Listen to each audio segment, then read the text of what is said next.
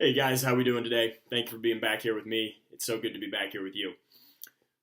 So today we're going to answer a question that somebody submitted to me, and this somebody is actually a former athlete of mine. So that was awesome to connect back with them.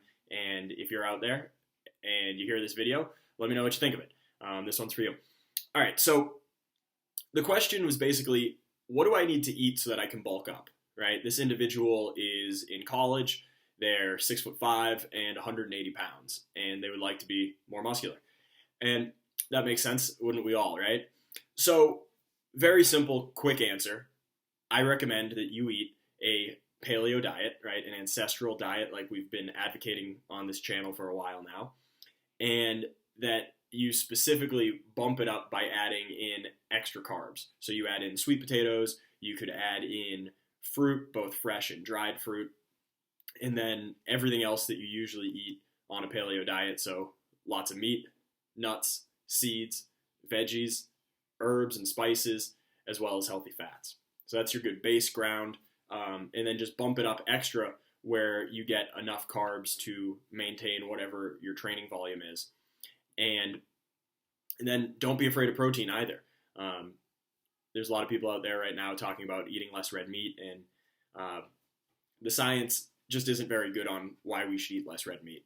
In fact, we evolved eating lots of red meat, and we should continue to eat lots of red meat.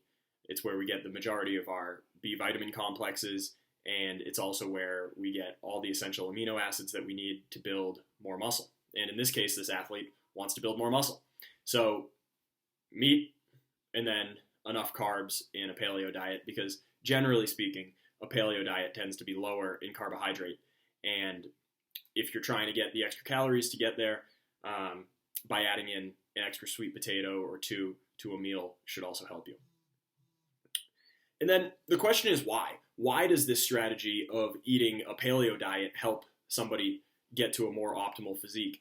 And the main way that I think about this is that we all have a blueprint. We all have a way we're designed to be and to thrive. And actually, these anatomical charts behind me are really helpful for that, because you can see that these folks, obviously it's just the muscle chart, but we are naturally jacked as humans. Now that doesn't mean we're super jacked, like you might be able to do through artificial means, but as a human, as a baseline, every human on this planet, all 7 billion of us, should be pretty close to a six-pack. That would be your natural state. And that, to me, is like the most exciting thing in the world when you find that out, that your body is designed. It has a set point that it's always trying to get to, which is optimal health. This is a great balance between strength and endurance. Our ancestors were able to run great distances. They were able to hunt. They were able to climb. And these are things that we're all capable of. It's in our blueprint. It's in our genetics to be this type of robust individual who is both strong and has great endurance. And so when this athlete asks me, what do I need to eat to get bigger?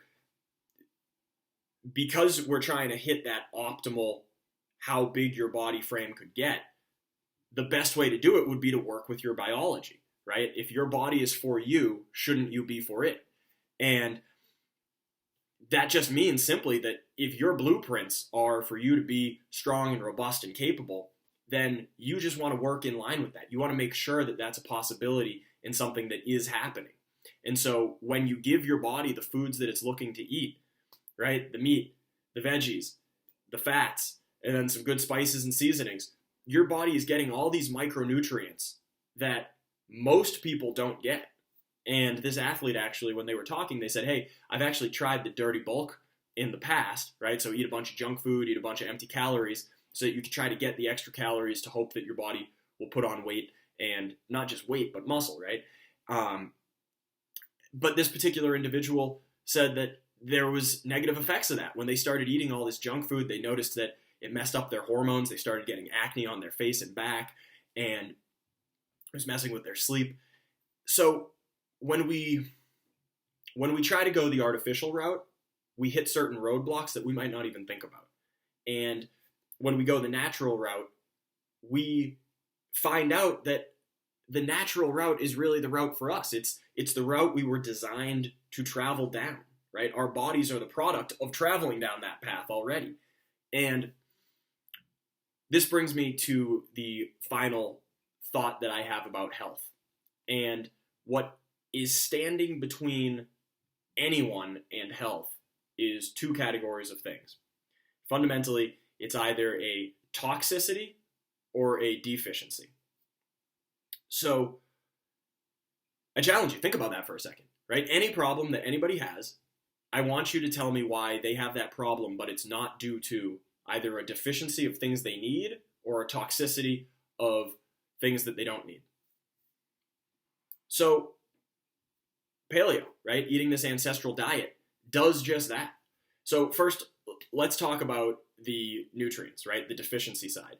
When you're eating an ancestral diet, when you're eating all whole foods, all real foods, not foods that come in packaging, not foods that have words you can't pronounce on them because there are so many chemicals and additives that they had to literally add to the food, right? It was food, it was real food, and then they made it a food-like product by adding so much garbage to it.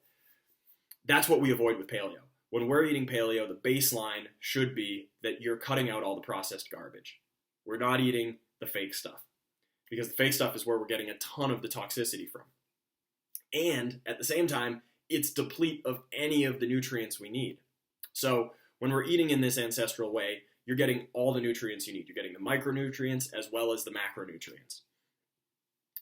And then from the toxicity side, because we're eating whole foods that are organically grown or grass-fed beef, when we're getting them that are sourced well and clean, then we are not inputting a bunch of toxins into our body that then our body has to somehow deal with and adapt around. So what we want to see is, we want to see a body that doesn't have the interferences added into them with all the toxicity, and we want to also see a body that has all the resources it needs to be able to adapt optimally, to be able to use the genes that you have that are like a backpack, right? These genes have been an inherited backpack from all of our ancestors, all their hard-earned lessons. We have that backpack, and we, within that backpack, have all the tools to have a body that is lean and fit and muscular and capable. And so, my friends, I challenge you.